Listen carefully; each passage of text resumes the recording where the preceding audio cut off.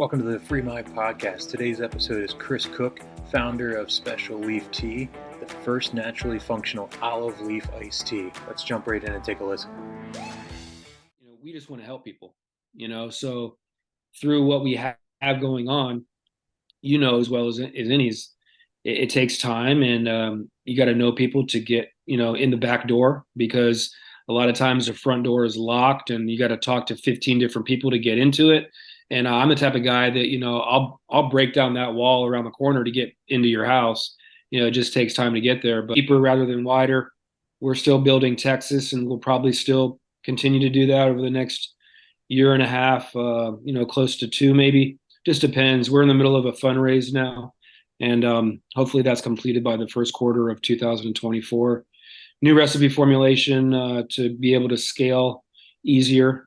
So we have more options when it comes to co-packing and whatnot. But we're on the cliff with our toes dangling over, and like I said, it just takes time. But if I can surround myself with people that are smarter than me, that, are in it just as much as me, if not more, there's only good things, and they're going to come to that.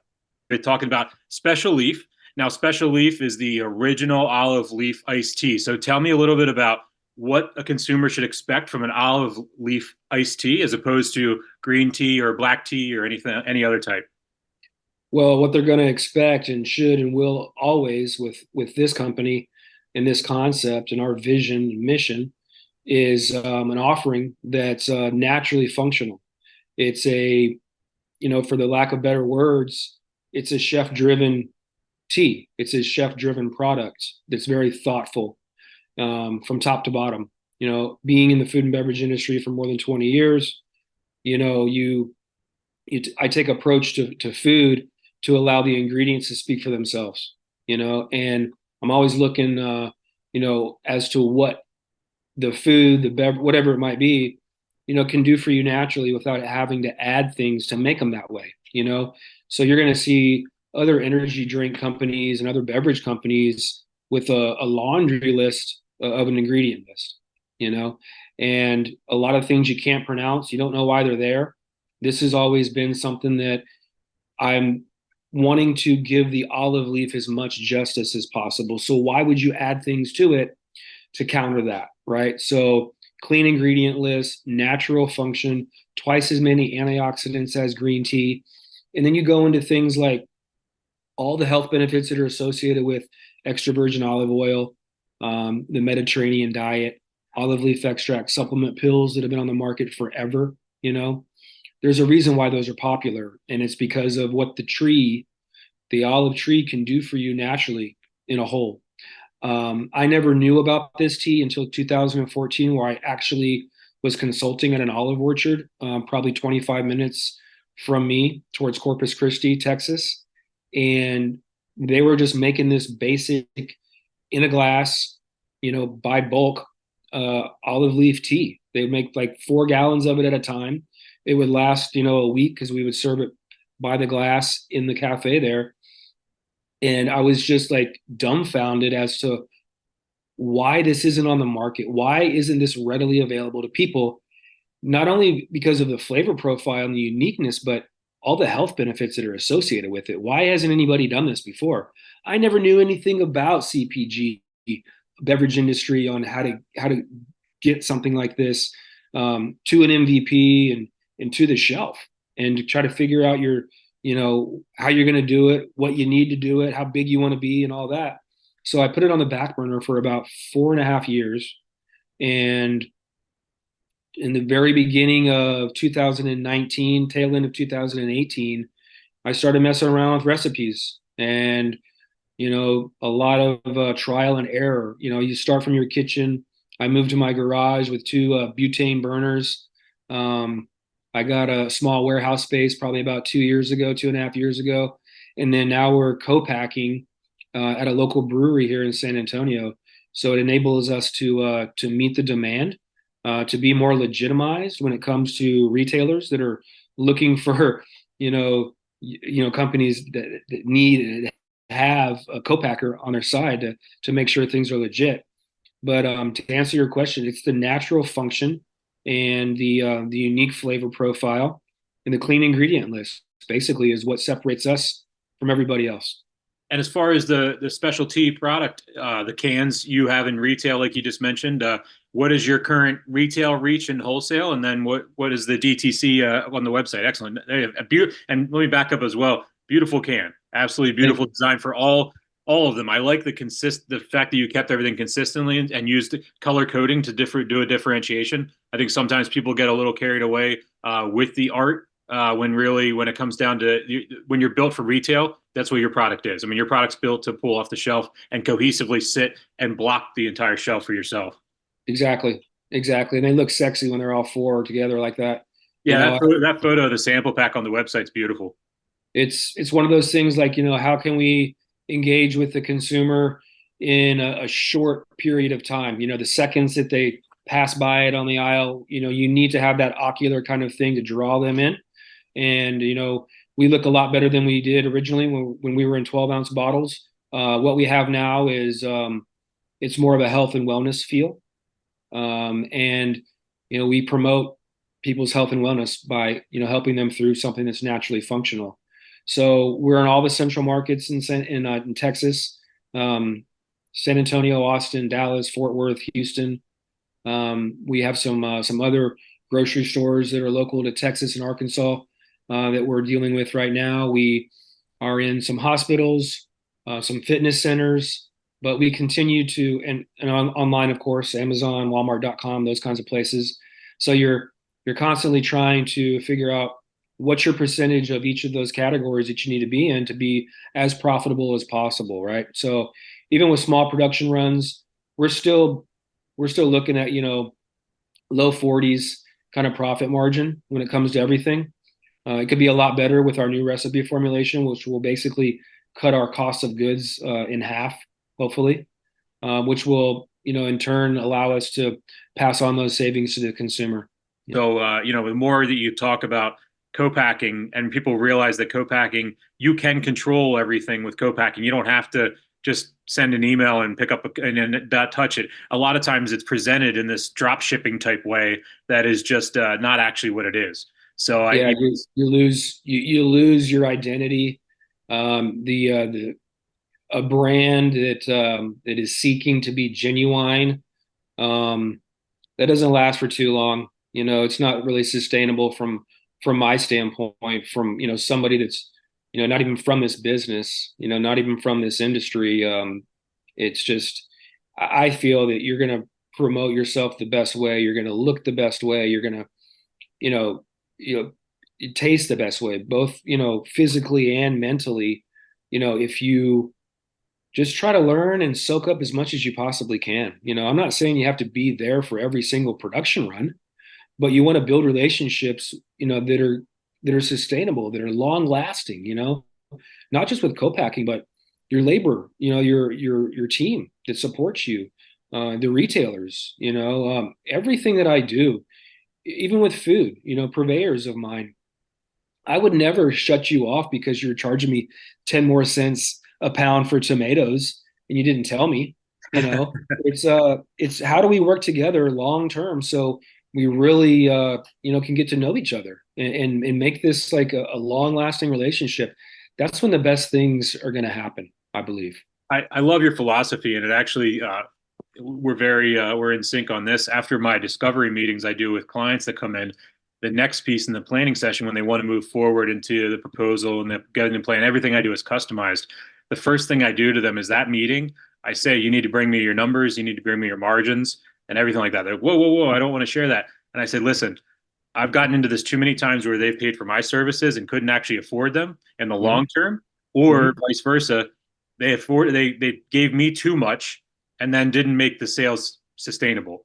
And Yep. so that's one of the things, and people get a little taken back and shocked. And I'm always like, it's for your benefit. And that's actually, and at the end of the day, each time, every single time somebody comes back at the end of the payments and says, you know what, you saved me a lot of money by helping me through that process. Because everybody's your shiny objects, or you get excited of a new idea and new revenue possibilities. And you got to just take a pause and look at the margins, look at the numbers, and be transparent and be in a partnership. I mean, it doesn't have to be, selling equity to each other to have a partnership.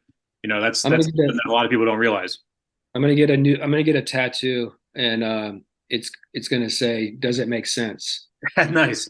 I constantly say that not only to myself, but everybody that's surrounding me, all my team.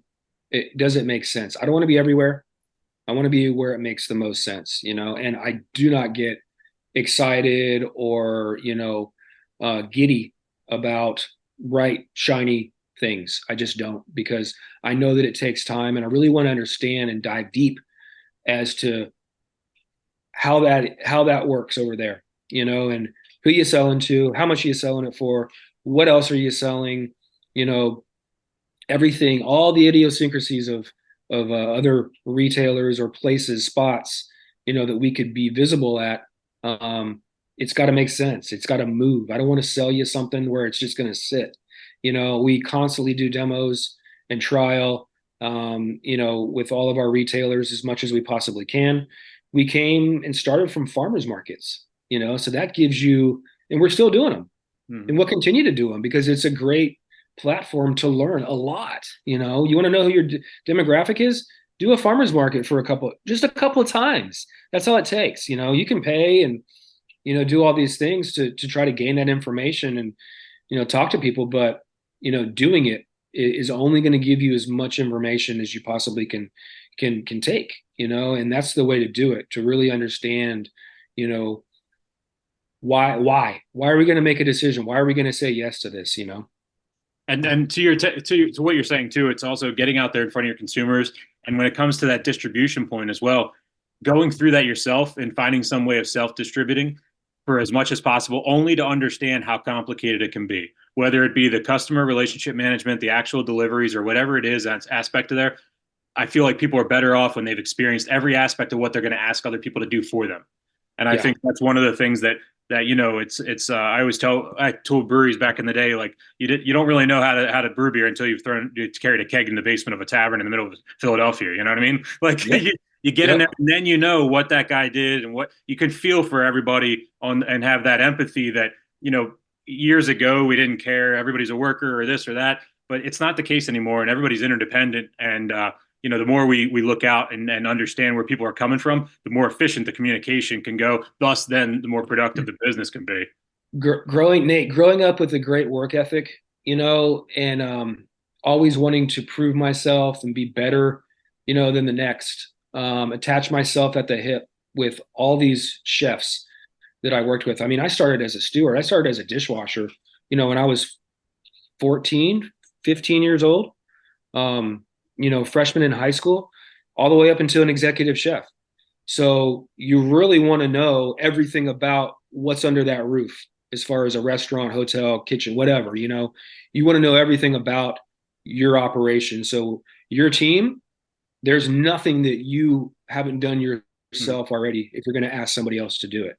So being, in the food and beverage industry before I started this, and growing up in that kind of culture with great teams, leaders, and culture, it's really helped me understand that, it doesn't happen overnight.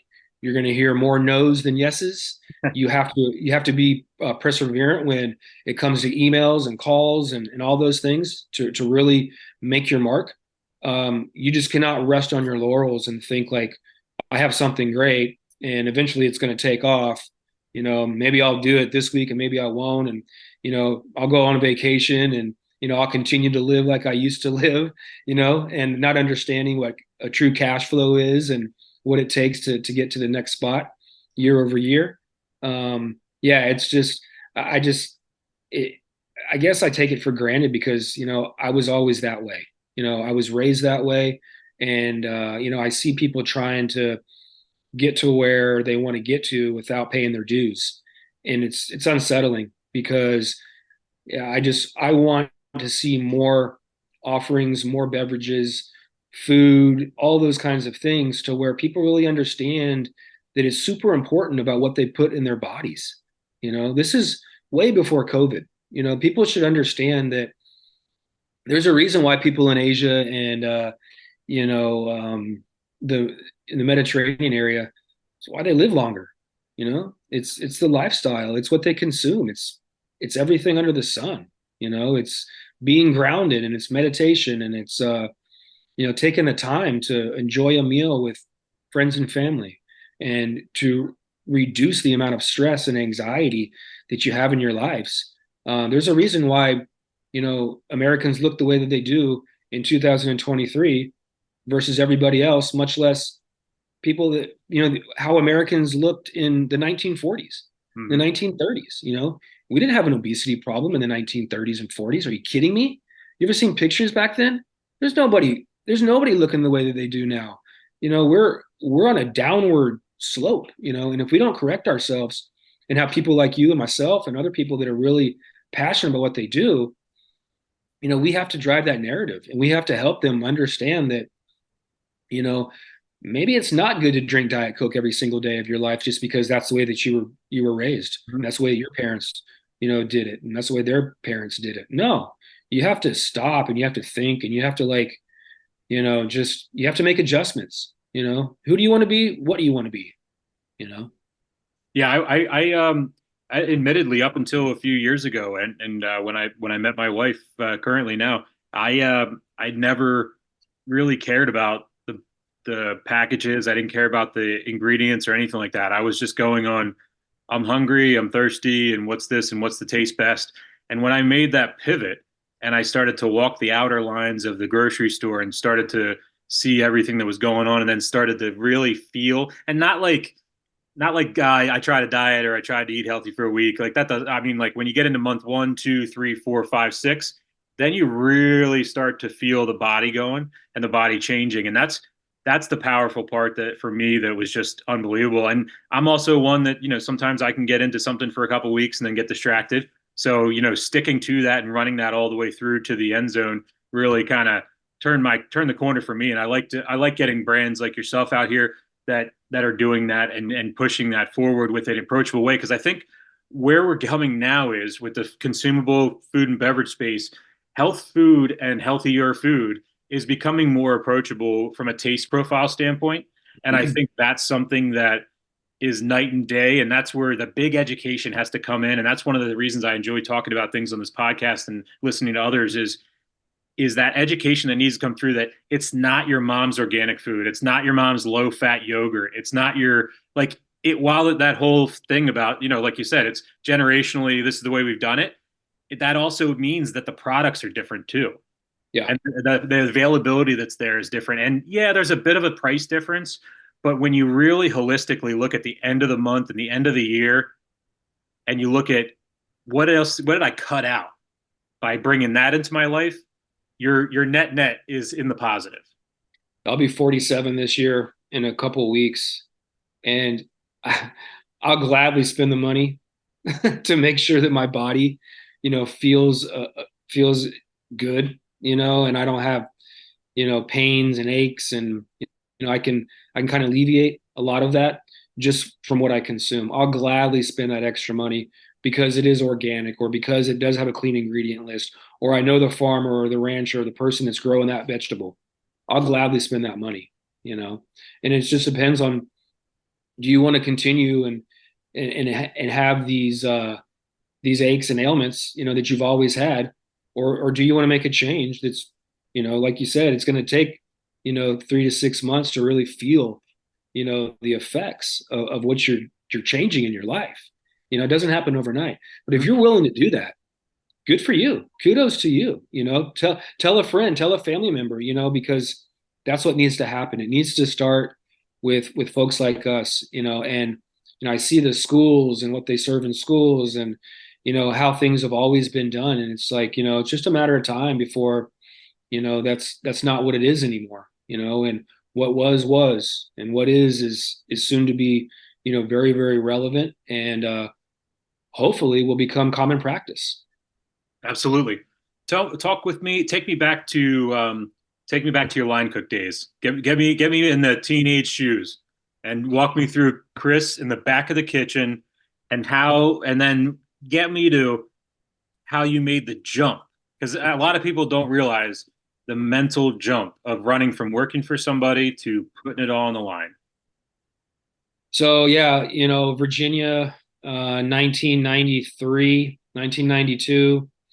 I was working at a pizza place, just washing dishes and making pies. And then I gravitated towards wanting to get into something that had more of an offering as far as different kinds of cuisines, food, techniques, and stuff like that. So I took a stewarding job at a Marriott, and I was their steward when I was 15, 16. I was a head steward when I was 15, 16 years old in Colorado Springs, Colorado.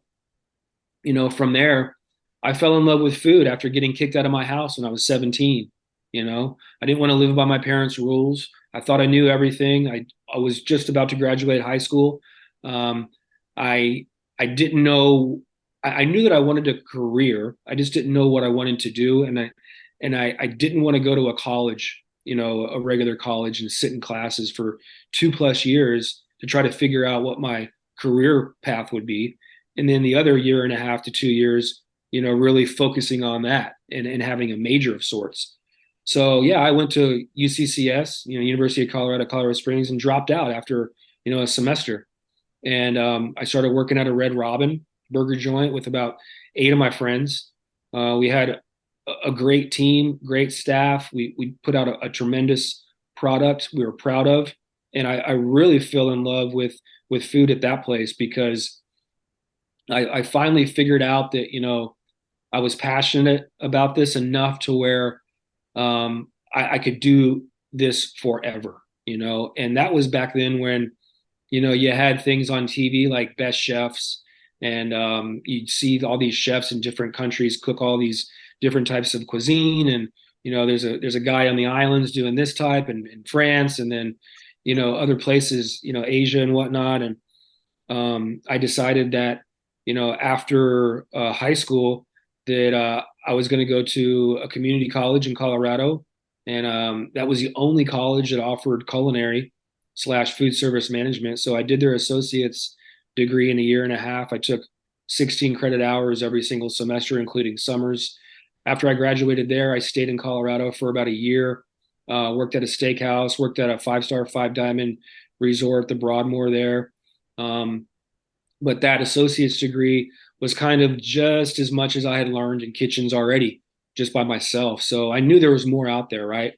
And I took all those credits and I went to South Carolina and Charleston, and I got a degree in culinary arts and food service. I got a bachelor's in culinary arts and food service management, Johnson and Wales, when it was in Charleston. Now it's in Charlotte, but they have other campuses elsewhere. The main one is in Providence, Rhode Island. So I graduated from there, stayed in South Carolina for another year or so, helping a buddy open up a restaurant. Um, Decided I was away from Texas for too long. I have a lot of family here. My father had retired, aunts and uncles, brothers, or just one brother, and I have 2 nieces now and cousins and whatnot. So I moved back to San Antonio in 2002, 2004. Graduated in 2002. Came back here in 2004. Started working in hotels again, and did that for probably about 10, 11 years.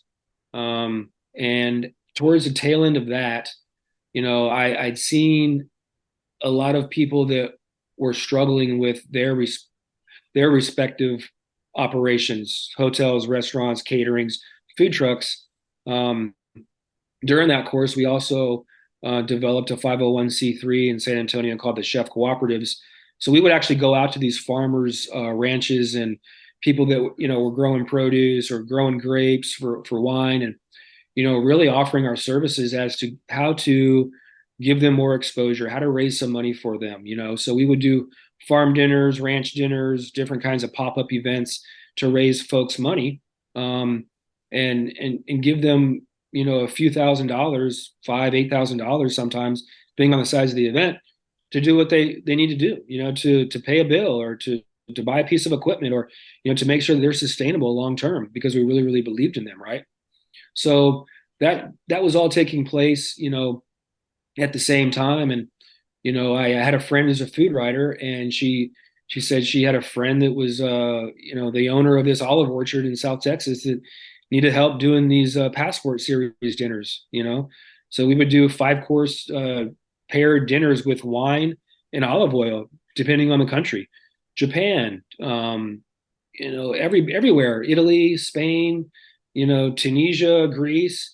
We would bring in the food, that was native to the area, cook, native cuisines, have the wine that came from that area, the olives, the oil. So we would really, really educate, during these dinners. And I was already doing that at the hotels and stuff with beer and wine and whiskey and tequila. I do pairings and whatnot, with different flavor profiles, and really educate that way. So this was just an extension of that. And she offered me a full-time job there, and I helped her do the oil every year, helped her develop products. We had a cafe there, that we would open, 5 days a week. We do brunches. We do tours every weekend, for the orchard, and educate folks that way too. But that was the last stop for me, really in kitchens. I had a couple consulting jobs after that, to pay some bills and stuff. But for 3 years probably, and but I was never really trapped in a kitchen, for 16 hours a day like I was before. So consulting and those kinds of things were what I was doing after the orchard, leading up till my last consulting job, where I was just like, man, I don't want to do this anymore. I'm I just have more to offer. I felt like, in a restaurant or a hotel capacity, you only had so much reach. You had the regulars that would come in, you have tourism and stuff like that, but you're kind of trapped again, with those establishments. And I said, if I do this beverage, I have a shot to get this out to way more people, and help a lot more people, and really promote health and wellness. Like I had started to cook. I'd started to cook cleaner. I'd started to want to understand more so where food's coming from, how it's raised, everything from fish to wild game to beef, chicken, vegetable. What kind of farming are you doing? What does your soil look like? Kind of really in depth, like wanting to know everything about, how food can holistically take care of yourselves, and I got diagnosed with rheumatoid arthritis about 7 years ago, 6 years ago. So that kind of put it into overdrive for me, because I don't want to take pills every day, just to feel good. There's got to be other ways, to do, what needs to be done to make sure that you feel good, and pharmaceuticals weren't as popular as they are today. New Zealand and the United States are the only countries that advertise drugs, advertise pharmaceuticals on TV. There's a reason for that. So really wanting to, promote this and help people with their health and wellness, was the reason, the caveat for me to jump off from being a chef and doing those kinds of things, and dive into what it would take to, start a beverage company. And I didn't know anything about it. All I knew was that I had something and I was going to make it work. So 3 to 4 months of recipe formulation back and forth, and trying to figure out what to put on the label and how to make it legal and make sure that it's legal, and shelf stability and packaging and retail, and understanding the percentages of what you need to really, really understand as far as how to maintain your business to be somewhat profitable, to get you to the next production run, to get you enough money and capital to survive for however long you want to survive, to pay the labor force that you have with you. But it was me in the very beginning for a very long time, in the dead of winter doing farmers markets, in the dead of summer doing farmers markets, and waking up and going to sleep just completely exhausted, because really it's the mental game that'll eat you up if you're not prepared. So once you get into it and you learn more, you really have to take a look at building your team and your board of advisors, your personal board of advisors. So they can be your sounding board. They can talk you off the cliff. They can give you advice, because if you keep too much in your head, something bad is going to happen, brother. It's not going to be good. Worst things that ever happened in my life with my business have always been when I didn't ask for anybody else's opinion. Yep. I mean, I hate to say that and hate to be admitted, but it's like it's just one of those things. It's the whiteboard is a powerful thing, and it's only powerful with two markers. Lose the ego, Yep. pick up the phone, realize that, you're not going to do it alone. You got a better shot of being successful if you lose the ego as soon as you possibly can. And that's not easy from a chef standpoint. There's a lot of ego in kitchens, a lot, but I learned back in the day that, I could cook the best food, and have the best restaurant or whatever, but I can't do it alone. You got to have a team behind you that believes in you just as much as you do, and you just really have to lose the ego and understand that it's just not sustainable unless you don't. Yep. You're not gonna put your best foot forward if you have a mentality of end all know all. It just doesn't work. Absolutely. It doesn't work that way. Well, Chris, I appreciate you taking the time today. I want you to get all of your social media handles out there and your website and let people know where to find you and how to communicate in regards to Special Leaf. So www.specialleaf.com is our website. A lot of information, a lot of clinical trials, and history behind what we're doing. It's a 4,000-year-old concept, so if you're a history buff, this is something that's going to pique your interest, much less wanting to taste a new creative, better for you kind of product. Instagram is Special Leaf Co, Special Leaf Co. We're on LinkedIn, Chris Cook. TikTok Special Leaf. What else? Facebook Special Leaf. Those kinds of things. Are you a food and beverage manufacturer, distributor, or retailer looking to grow your brand? Do you need a remote marketing agency that can help you reach your target audience and boost your sales? If so, you should contact the Free Mind Group.